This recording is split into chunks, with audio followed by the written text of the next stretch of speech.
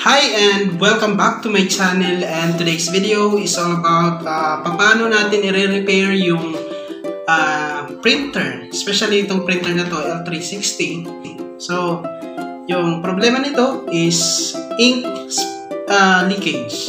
So, meron siyang ink leakage at ayusin natin siya kasi hindi maganda sa output or sa printer na may ganitong problema. First place, sayang yung ink. At the same time, madumi yung output kagaya nito. So, hindi natin papatagalin pa. Simulan na natin gawin to. So, this is the back side of the printer. Kung saan, usually, ang kadalasang problema pag nagkakaroon ng ink leakage is nandito sa ink pad niya o sa likod niya. Yung waste ink pad. Saan siya po yung sumasalo or siya yung nagre-receive ng excess ink. So, susubukan natin siyang buksan.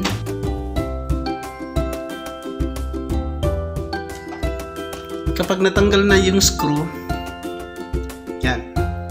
So, tabi muna natin to. Tabi natin. And then, dito naman, we're going to slide the ink waste pad dito na nasa loob. So, to do that, slide it to the right. Okay? So, let's do this. Okay, just slide nasa ilalim yan ha. Diyan mo hawakan sa ilalim. And then, just slide it to the right. Like this. And then, lalabas na siya. Yan. See to it na meron kayong laging, what we call this? Pamunas. Kasi madumi ang gawain ito. So, talagang literally madumi siya. So, as you can see, here is the waste ink pad. Puno na talaga siya. So, ayun, hindi na siya makakapag-absorb ng ink na excess mula doon sa kanyang sa printer. All we have to do with this is tanggalin natin itong parang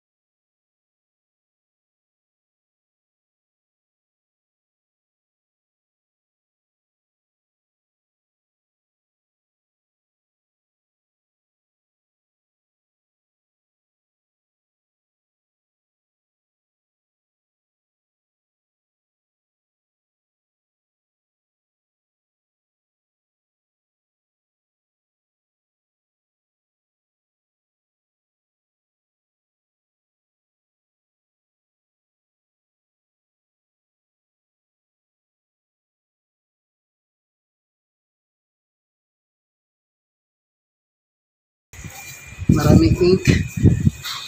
Ayan, ganyan.